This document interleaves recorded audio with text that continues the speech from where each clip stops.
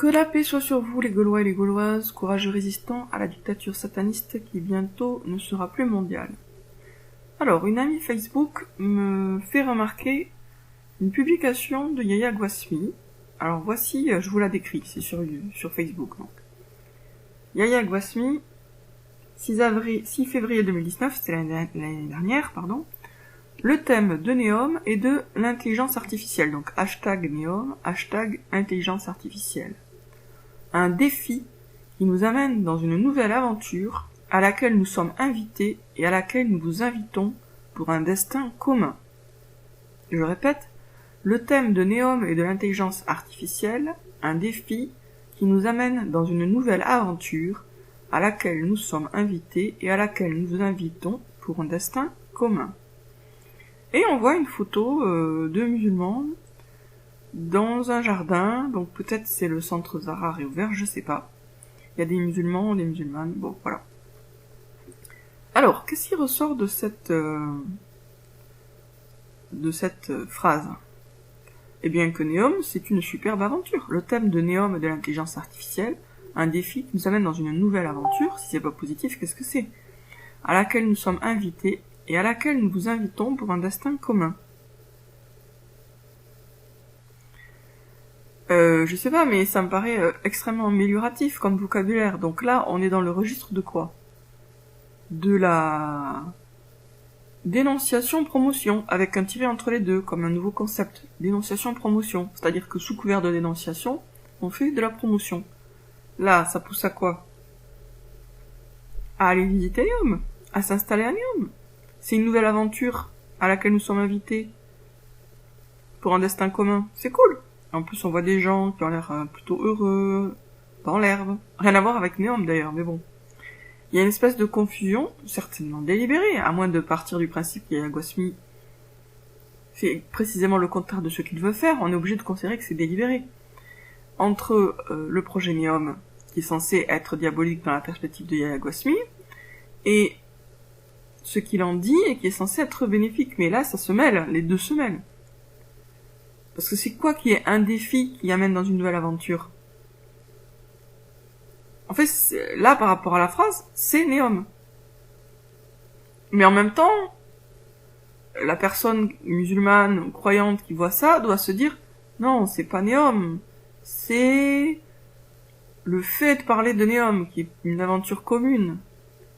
Une nouvelle aventure, un destin commun. Mais en même temps, qu'est-ce qui est écrit? Le thème de Neom, un défi qui nous amène dans une aventure, dans une nouvelle aventure, à laquelle nous sommes invités, à laquelle nous invitons pour un destin commun. C'est extrêmement amélioratif, c'est vraiment de la promotion. Il parle presque comme un voyagiste, quoi, qui est en train de faire la pub pour la ville, qu'il veut faire visiter à un maximum de touristes.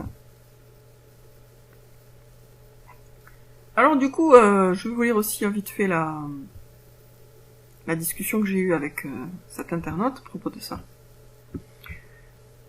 Elle me dit, il combat l'intelligence artificielle ou il la met en avant? Franchement, c'est compliqué à comprendre. Moi, je lui réponds, c'est clair que c'est de la pub sous couvert de dénonciation. Elle me répond, le doute ne nous donne pas le droit de dire qu'il travaille pour Satan. Je réponds, si, parce que, objectivement, il fait de la publicité pour Neom. Dieu n'a pas interdit d'être logique, au contraire, il nous incite à réfléchir. Les croyants bloquent trop leur cerveau. Ils ont peur de déplaire à Dieu, alors que c'est au diable qu'ils plaisent lorsqu'ils mettent leur cerveau sur off. Dire du bien d'un pervers, c'est une injustice aussi.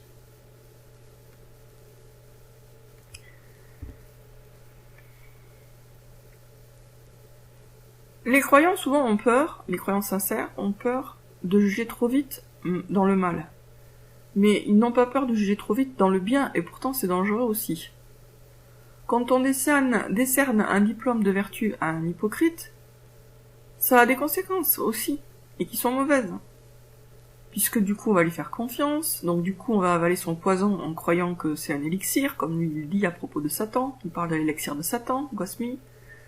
Donc si on fait confiance à un hypocrite, on met sa foi en danger, et on peut mettre autre chose en danger.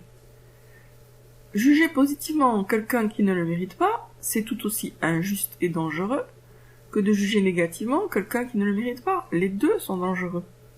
Il n'y a pas un des deux qui serait exempt de tout reproche. Ce qui est exempt de tout reproche, c'est d'être juste. C'est la justice. C'est quand on met chaque chose et chacun à sa place. Yahya Gouasmi travaille objectivement pour Neom et pas contre. Objectivement, c'est-à-dire par rapport à ce qu'il écrit, ce qu'il fait. Si on regarde l'impact réel, logique de ce qu'il dit et ce qu'il écrit, on voit bien qu'il travaille pour Neom et pas contre Neom.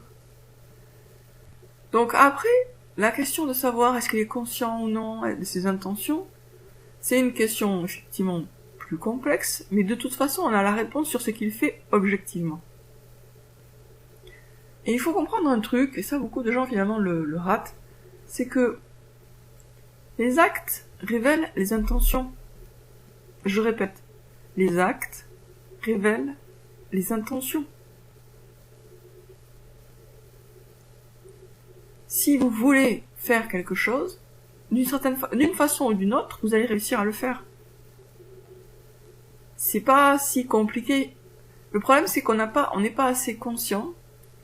C'est notre éducation qui fait ça. Notre éducation, tout ce qu'on a entendu à l'école, tout ce qu'on entend dans les médias, nous rendent pas du tout conscients, en fait, du rôle des intentions dans les vies de tout le monde.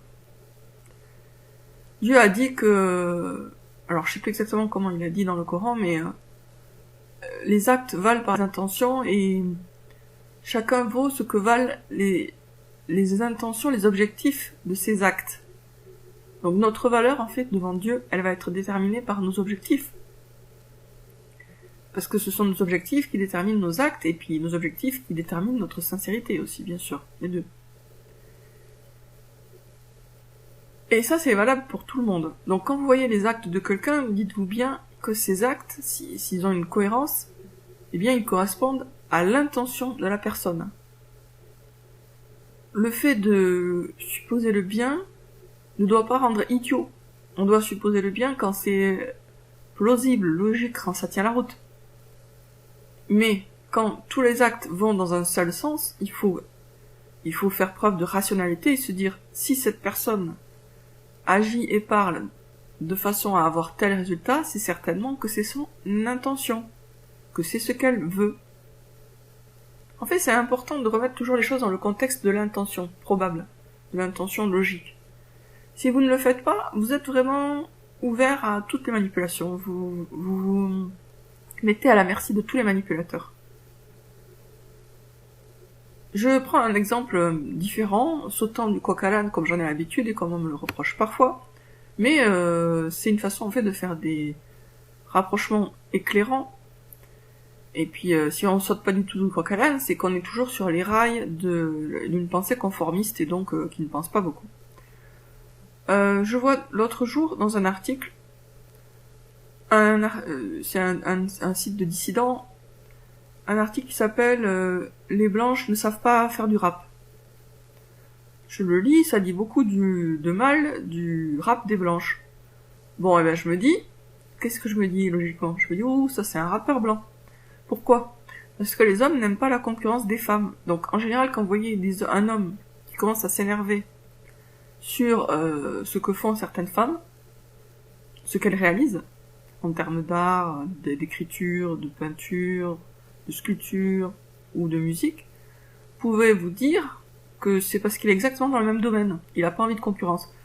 Qui va dire par exemple que les femmes sont nulles pour écrire des romans mais sont très douées pour la philosophie? Les romanciers. Qui va dire que les femmes devraient écrire des romans mais que pour la philosophie elles devraient laisser ça aux hommes? Les philosophes hommes. Qui va dire que les femmes blanches ne savent pas rapper? Les rappeurs blancs. Pas les rappeurs noirs en fait. Donc vous voyez, c'est les points communs en fait qui vont créer la jalousie, parce que ils craignent la concurrence, exactement comme quelqu'un qui ouvre un magasin et qui est pas ravi s'il voit un magasin du même style qui s'ouvre juste en face de chez lui. Donc là, au lieu de simplement comprendre le texte en disant oh est-ce qu'il a raison, est-ce qu'il a tort, il est plus intelligent et ça va plus vite de mettre les choses en contexte en se disant bon qui parle? Ah ben voilà, c'est un rappeur blanc, tout s'explique. Pas besoin de se casser la tête. Au lieu de se fatiguer à se dire est-ce qu'il a raison, est-ce qu'il a tort, on met en contexte le contexte de sa propre intention. Et donc de sa propre situation. Parce que l'intention et la situation de la personne, c'est lié. Lui, son intention, par exemple, c'est de disqualifier les rappeuses blanches parce que il est un rappeur blanc. Donc le contexte, c'est-à-dire d'où il parle, qui il est, quels sont ses objectifs dans la vie, faire du rap, être écouté pour son rap, permettent de comprendre, d'expliquer vraiment son article, au lieu de se casser la tête sur le contenu apparent. Yahya Gosmi.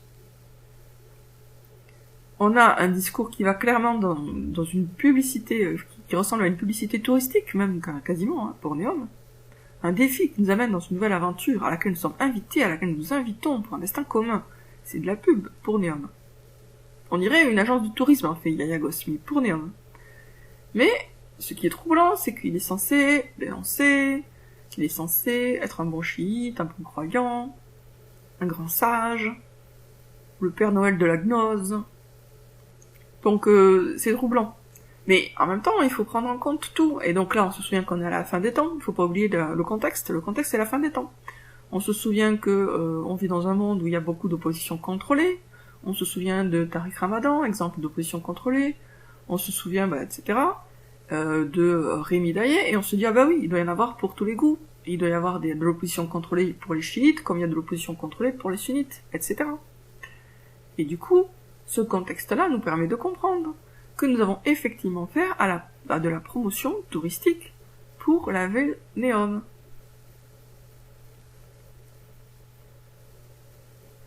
Peut-être qu'un de ces jours, Yahya Gosmi va organiser des voyages à Neom, en disant, voilà, il faut qu'on comprenne bien de quoi il s'agit, et qu'on étudie le sujet pour mieux le dénoncer. Allez, venez tous à Neom. Venez tous visiter Neom.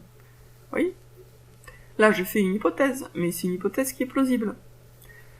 Les croyants, de façon générale, se laissent trop paralyser le cerveau par la crainte de mal faire. Mais en réalité, c'est quand on se paralyse le cerveau qu'on fait mal. On a besoin de bien réfléchir pour trouver la vérité. On ne doit jamais s'interdire de réfléchir. Donc ne vous interdisez pas de faire des hypothèses. Ne vous interdisez pas d'examiner soigneusement le pour et le contre, les deux faces de la médaille, le recto et le verso.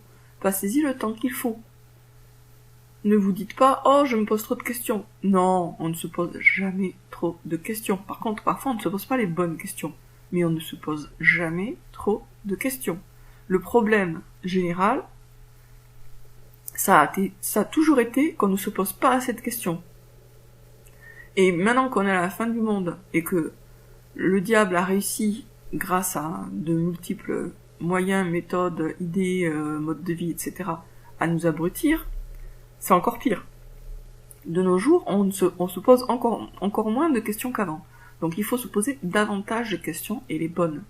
Mais pour se poser les bonnes questions, il faut pas avoir peur de se poser des questions, parce que on peut avoir une bonne question sur 100. Donc il faut se poser beaucoup de questions pour arriver à trouver les bonnes questions qui vont nous mener aux réponses. Donc n'ayez pas peur de vous poser beaucoup de questions. C'est la vie même du cerveau. Pour trouver la vérité, on a 4 étapes. Hypothèse, thèse, antithèse, synthèse. La synthèse, c'est pas une espèce de boulga, un mélange de la thèse et de l'antithèse. La synthèse, c'est quand le moment où on pèse dans les deux plateaux de la balance, le pour et le contre, on pèse. Il y en a un qui va être plus lourd que l'autre.